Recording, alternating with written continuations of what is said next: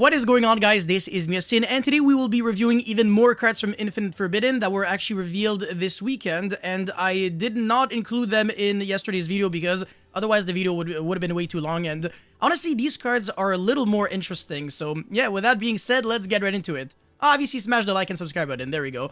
And so the first card is Dominus Purge, Jesus. And I already looked at it, but we didn't have the picture and we didn't have the name either. We only had the effect. But yeah, it's pretty much like another Ash, but it's like a trap card they use from the hand that negates the activated effect, not the activation. If your opponent activates Cyber Emergency and you negate that, then your opponent can't use another emergency or recur it back. So that's the big difference. Negating the effect is usually better than negating the activation in that situation. Just like you really want to negate Branded Fusion's effect, but never its activation, because otherwise you're also playing at the Branded Lost or your opponent having a second Branded Fusion.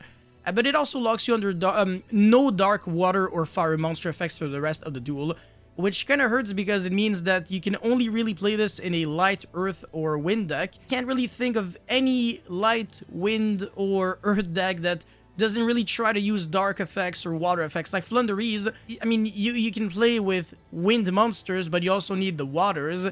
And then if you're playing like a combo deck that uses light monsters, the extra deck cards, a lot of them are darks. So yeah, the restriction is actually huge, and I can't think of many decks that really want to play this card. So even though it has a really interesting effect, the fact that it locks you even from your extra deck... Hold on a second after this... Yeah, no, yeah, unless I'm missing something, but yeah, it really just hurts too much. So I don't know if this card is that great. But anyways, the next set of cards, very freaking awesome. We got the Light and Darkness Dragon monsters. They're insane, man. The first one is a Light and Darkness Dragon Lord level 10 Light Dragon Fusion, 1 level 8 Light Dragon, and 1 level 8 Dark Dragon.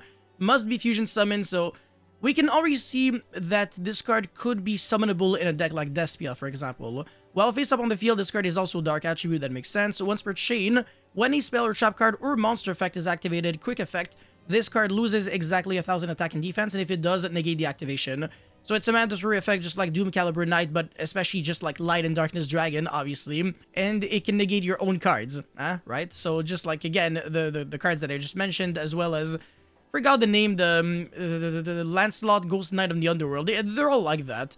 So yeah, I mean, it's a really cool card. Obviously, you can negate 3 times, once per chain, and it has 34. So yeah, it also floats when it dies. If this card is destroyed by your opponent very specifically, you can target 1 dragon monster in your grave, special summon it. That's pretty interesting. So yeah, I mean, definitely a good card. I could see this card in, I don't know. I honestly I'm not sure which kind of deck will try to summon this, like, generic. I mean...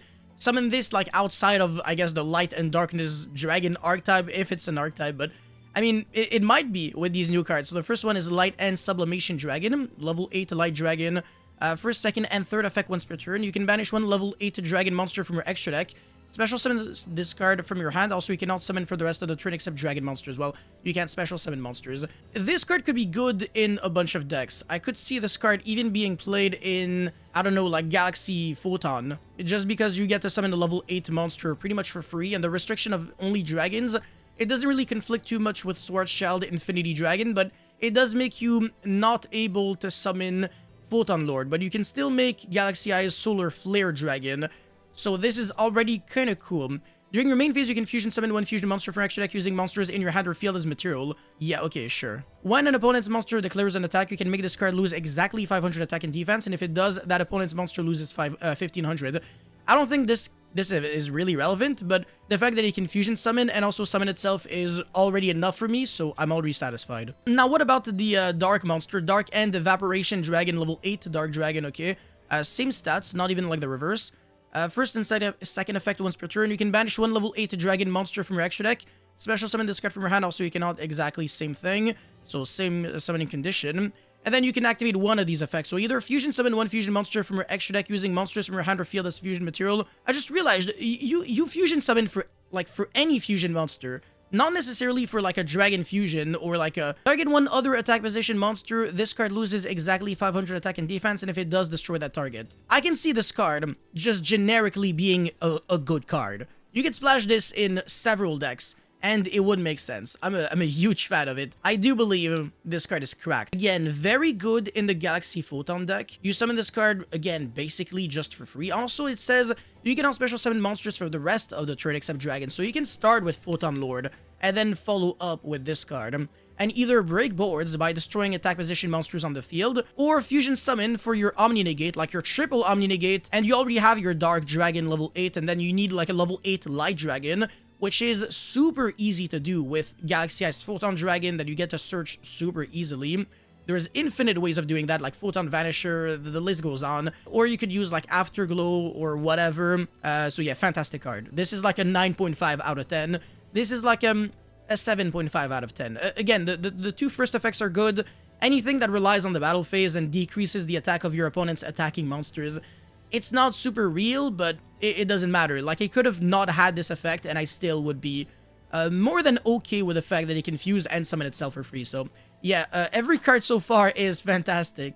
Alright, cool. So the next one is Knight Armed Dragon, level 3 Wind Dragon. You can only use all 3 effects once per turn again. If you special summon a level 5 or higher dragon monster, you can special summon this card from your hand. Sure, if this card is special summon, you can make its attribute and level become one of your banished dragon monsters.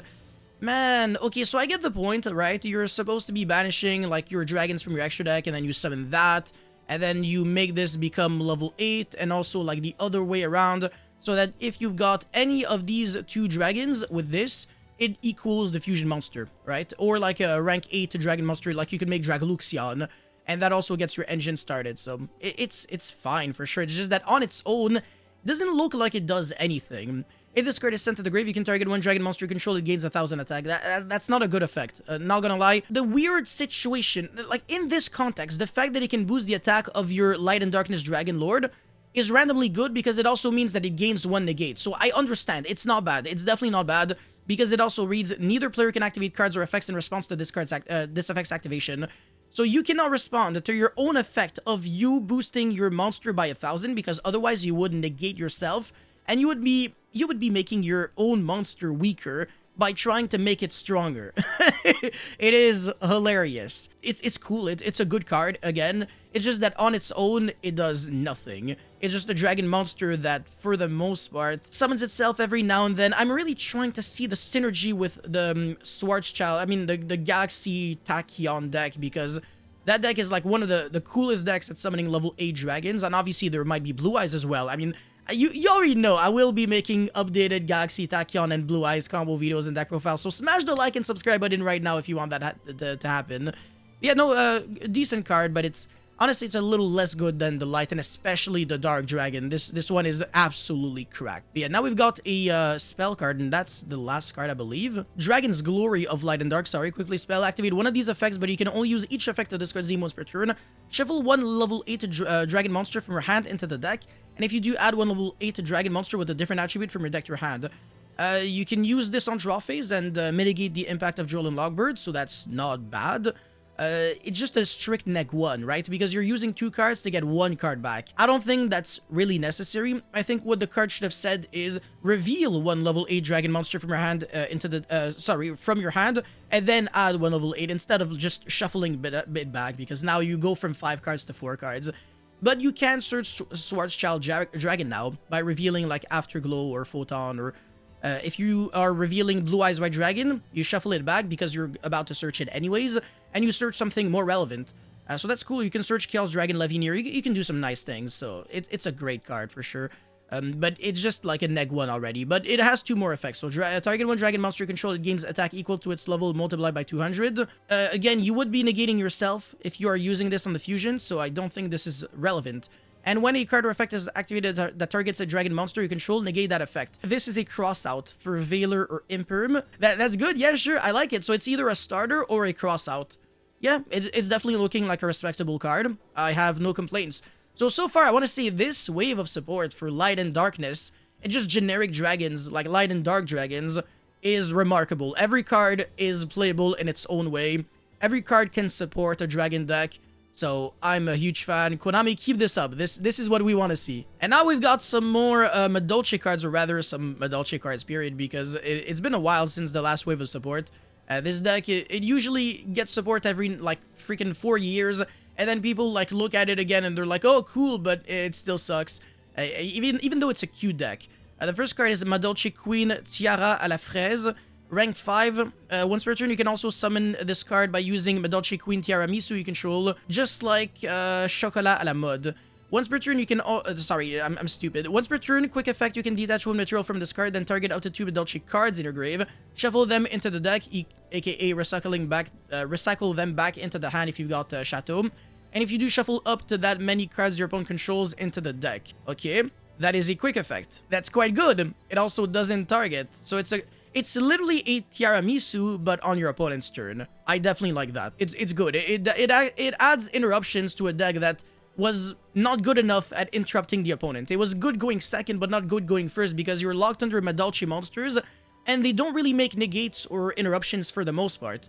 I guess Glace Soufflé could interrupt with your opponent's graveyard or recycle back your hand traps, but it's not super relevant. But I mean, or it's not good enough. And this is the typical Madolche effect, so no reason for me to waste my time here. And yes, by the way, fraise is French for strawberry. Okay, now we've got Madolche Meownyard Meowcaron. Oh my god. 2+ effect monsters, including a Madolche monsters. All effects once per turn. If this card is link summoned, you can add 1 Madolche card from your deck to your hand. By the time you summon this card, I don't even think you need a Madolche card to search anymore. Again, it's a link 3, so you're already playing the game. It's not like you can say it's a starter. You can target 1 monster in your grave. You cannot activate non-Madolche monster effect for the rest of the turn. Also special summon 1 Madolche monster from your hand. And if you do, shuffle the target into the deck. So this can be a double extender from what I'm seeing, because you recycle it back to the hand if you got the thingy, and then you can get an extra normal summon, and you're also special summoning a Madolche from the hand after searching a Madolche card. But again, what the hell are you extending into, since you're always locked under Madolche monsters? Like, it doesn't matter how many more extenders the deck has if there is like a strict limit to the amount of interruptions that you can summon. That's my issue. And this is like a hard once per turn to summon it on top of Queen Tiramisu. So yeah, it's even though this is a soft once per turn to like shuffle back a bunch of cards your opponent controls into the deck, you're never going to be summoning 2. Unless it gets to like a grind game. But finally, the last card is Madolche the Cert. Normal trap, you can only use 1 of the effects of this card's name per turn, and only once that turn, just like Promenade. Target 2 effect monsters on the field, including at least 1 Madolche monster. Return those effect monsters to the hand / extra deck. Then you can special summon 1 Madolche monster from your hand or extra deck with attack equal to or less than the returned monster's total original attack. Jesus, okay, this is complicated for no reason. Okay, yes, so return those effect monsters. Yeah, okay, so that's an interruption, and it also summons a Madolche monster from your extra deck if you want to, or from the hand, but it doesn't do much because they won't have materials if you summon them from the... Yeah, so they do nothing.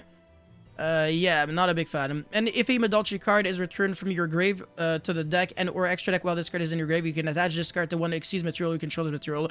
If you could use this effect right away, after using the first effect, this card would be broken.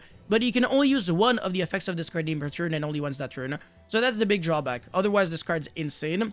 I don't think this deck needs more trap cards.